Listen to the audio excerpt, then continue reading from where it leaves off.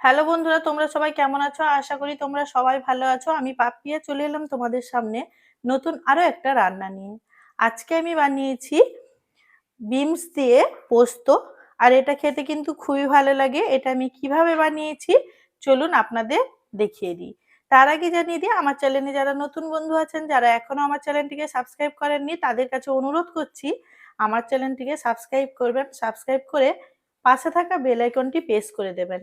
এতে করে আমি কোনো নতুন রান্নার রেসিপি আমার চ্যানেলে দেওয়ার সাথে সাথে কিন্তু আপনাদের কাছে নোটিফিকেশন পৌঁছে যাবে। চলুন তাহলে কম সময়ের মধ্যে আর খুব সুন্দর খেতে হবে বিমসের পোস্তটা আমি কিভাবে বানিয়েছি আপনাদের দেখিয়ে দিই। পোস্তটা রান্না করার জন্য আমি এখানটায় নিয়ে নিয়েছি বিমস। বিমসগুলো দেখুন বেশ বড় বড় করে কেটে নিয়েছি।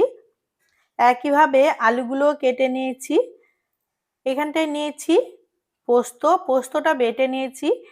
দুটো পেঁয়াজ কুচিয়ে নিয়েছি লবণ, হলুদ আর শুকনো লঙ্কার গুঁড়ো। গ্যাসের মধ্যে বসিয়ে দিয়েছি একটা কড়াইটা গরম হয়ে গেছে। এখন দিয়ে দিচ্ছি তেল। আমি এখানটায় রাইস অয়েল ব্যবহার করছি, আপনারা চাইলে কিন্তু যে কোনো তেল দিতে পারেন। তেলটা গরম হয়ে গেছে, তেলের মধ্যে আমি দিয়ে দিচ্ছি ডিম।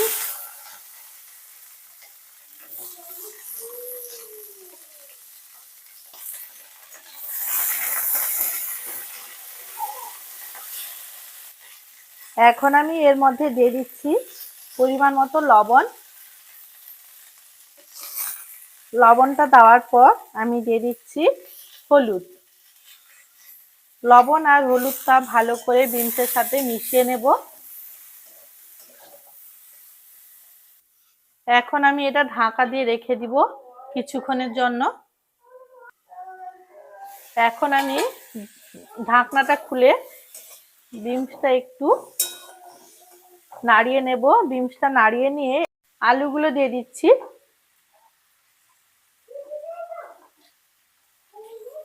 আলুগুলো দেওয়ার পর এখন আমি বিনসের সাথে ভালো করে মিশিয়ে নেব। আলুগুলো দেওয়ার পর এখন ঢাকা দিয়ে রেখে দিচ্ছি। এখন ঢাকনাটা খুলে গ্যাসের ফ্লেমটাকে বাড়িয়ে দিচ্ছি।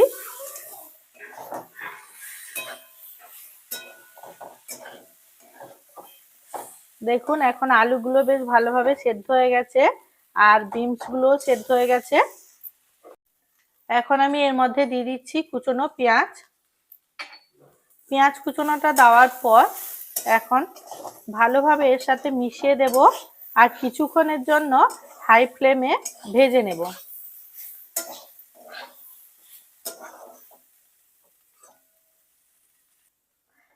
এখন এটা নামিয়ে নিচ্ছি। গ্যাসের মধ্যে আবারও কড়াই বসিয়ে দিয়েছি। কড়াইয়ের মধ্যে দিয়ে দিচ্ছি তেল। তেলটা দেওয়ার পর আমি দিয়ে দিচ্ছি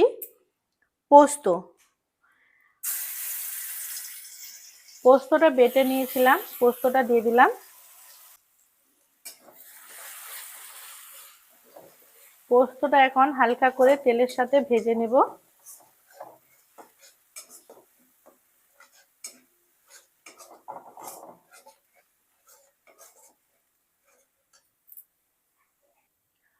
পোস্তটা ভেজে নিয়েছি।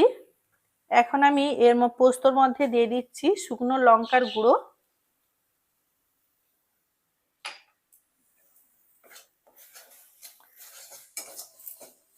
লঙ্কার গুঁড়োটা দেওয়ার পর পোস্তর সাথে মিশিয়ে দিলাম।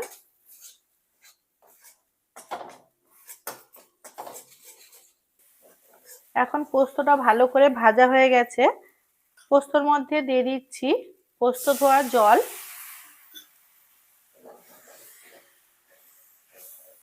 এখন আমি দিয়ে দিচ্ছি ভেজে রাখা বিনস আর আলু। এখন পোস্তর সাথে ভালো করে মিশিয়ে দিচ্ছি।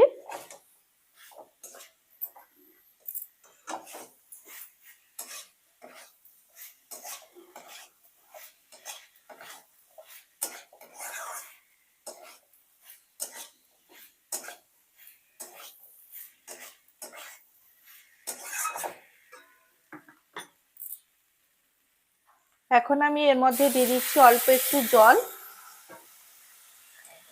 জলটা দেওয়ার পর ফ্লেমটাকে বাড়িয়ে কিছুক্ষণের জন্য, যতক্ষণ না জলটা ভালোভাবে শুকিয়ে যাচ্ছে ততক্ষণ ফ্লেমটাকে বাড়িয়ে বসিয়ে রাখবো।